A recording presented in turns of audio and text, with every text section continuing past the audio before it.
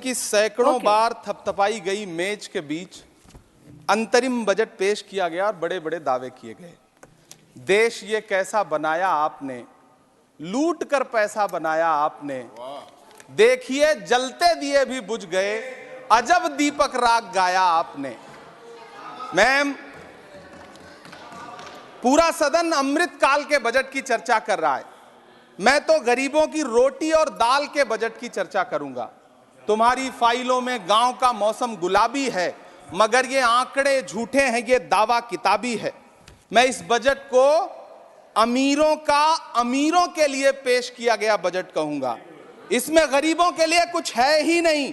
नौकरी मांगने वाले नौजवानों पर लाठियां बरसाने वालों, आपने इस बजट में युवाओं को क्या दिया?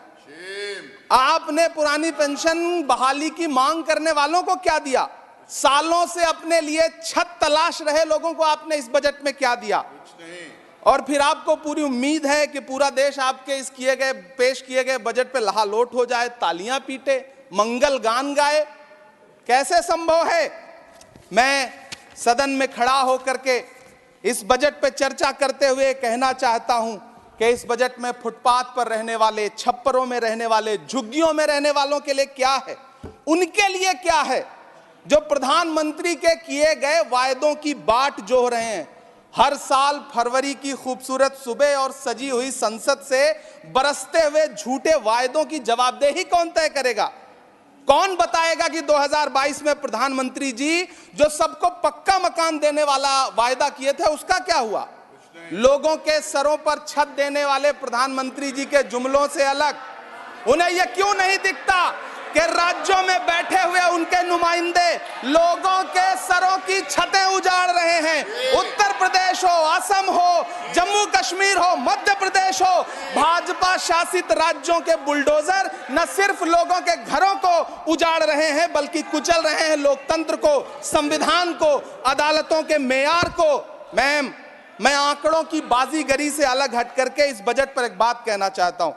आंकड़े तो ऐसे हैं इस बजट के, ये कह रहे हैं 4 करोड़, वित्त मंत्री जी 3 करोड़ कहती हैं, प्रधानमंत्री जी 4 करोड़ कहते हैं। पहले तो आप इस झूठ में ही आपस में ही सलट लीजिए कि 4 करोड़ सही है या 3 करोड़ सही है। मैं आंकड़े तो ऐसे हैं इस बजट के मैम कि जो सुने वो बस पथराई आंखें लेकर किंग कर्तव्य विमूढ़ हो जाए। लेकिन झील में पानी बरसता है हमारे देश में, झील में पानी बरसता है हमारे देश में, खेत पानी को तरसता है हमारे देश में, जिंदगी का हाल खस्ता है हमारे देश में, दूध महंगा खून सस्ता है हमारे देश में। मैम, रोजगार, महंगाई, किसान, मनरेगा, पेट्रोल डीजल के दाम, गैस सिलेंडर के दाम, फसलों की एमएसपी की गारंटी, इन सब जन सरोकार की बातों से इस बजट का कोई लेना देना नहीं। हमारे ट्रेजरी बेंच के साथी हंगामा कर रहे हैं। मैं तो कहना चाहता हूं मैम, वो एक बार इनके एक नेता एक गांव में गए और उन्होंने गांव में कहा कि गांव वालों आओ, मैं तुम्हारी समस्याएं समाप्त करना चाहता हूं। गांव वाले इकट्ठा हो गए। नेताजी ने गांव वालों से कहा बताओ तुम्हारी 2 समस्याएं बताओ, मैं दोनों समस्याओं का यहीं पे समाधान करूंगा। तो गांव वालों ने कहा साहब हमारी पहली समस्या है कि हमारे यहाँ कोई हॉस्पिटल नहीं है। तो नेताजी ने मोबाइल निकाला, कहीं फोन मिलाया और मिला के फोन पे पता नहीं क्या कुछ कहा कि यहाँ गांव में हॉस्पिटल नहीं है, हॉस्पिटल तुरंत, यहाँ हॉस्पिटल चाहिए।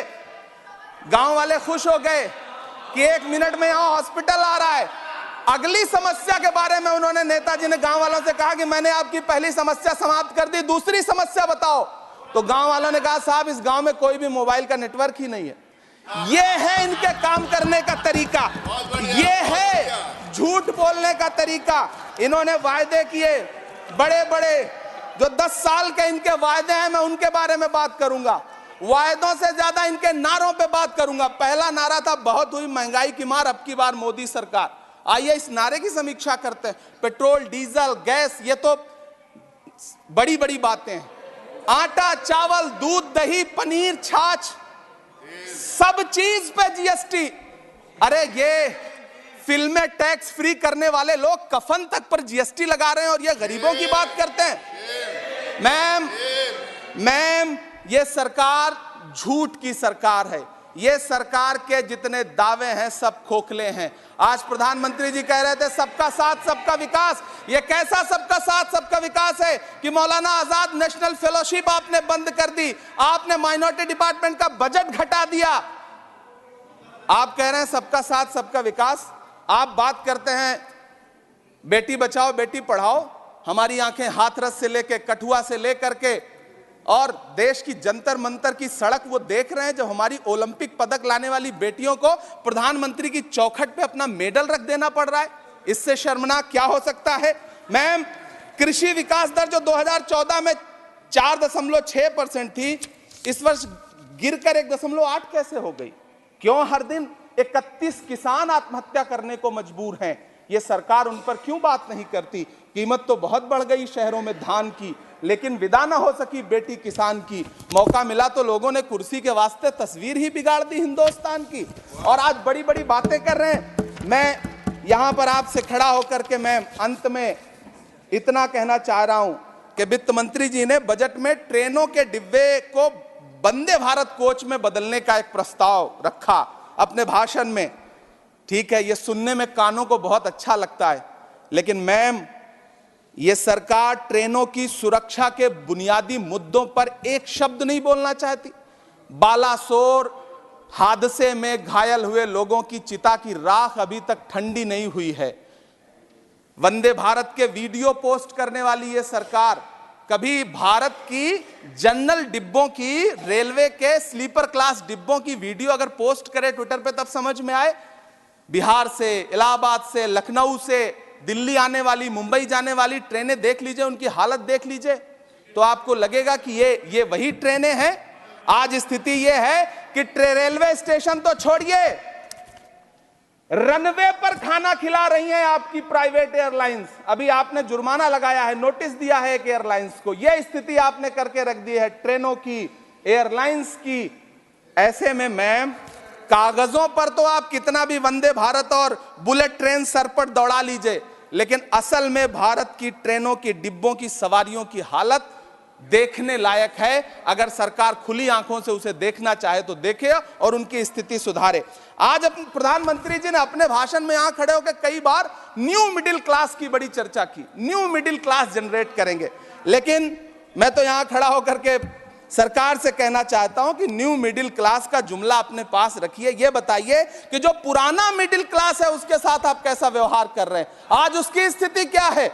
आप अमीरों के कर्जे माफ कर रहे हैं, उद्योगपतियों के कर्जे माफ कर रहे हैं, और यहां स्थिति यह हो गई है कि जो मिडिल क्लास, उसकी जो रोजमर्रा की जरूरत की चीजें हैं उस तक पर आपने जीएसटी लगा रखी है। आप फिल्में टैक्स फ्री करते हैं, लेकिन स्टूडेंट्स के प्रतियोगी परीक्षाओं के फॉर्म की फीस नहीं माफ कर सकते।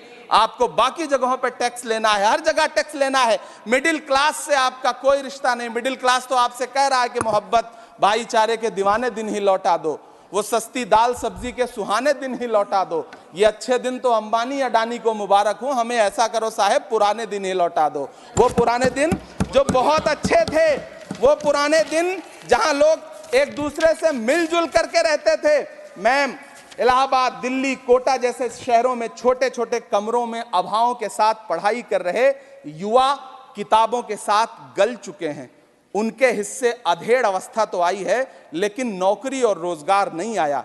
हर साल 2 करोड़ नौकरियां देने का दावा करने वाली ये सरकार 10 साल में युवाओं को नौकरियां नहीं दे पा रही है। 20 करोड़ नौकरियों का बोझ है इस सरकार के कंधे पर, और 2024 में देश देखेगा कि उन्हीं 20 करोड़ नौकरियों के बोझ तले दबकर बैठ जाएगी ये सरकार। ये देश देखेगा, क्योंकि जिस ओर जवानी चलती है उस ओर जमाना चलता है। देश का युवा नाराज है, देश का युवा गुस्से में है। ऐसे में उसकी पीड़ा को इस बजट में कहीं भी आवाज देने की कोशिश नहीं की गई।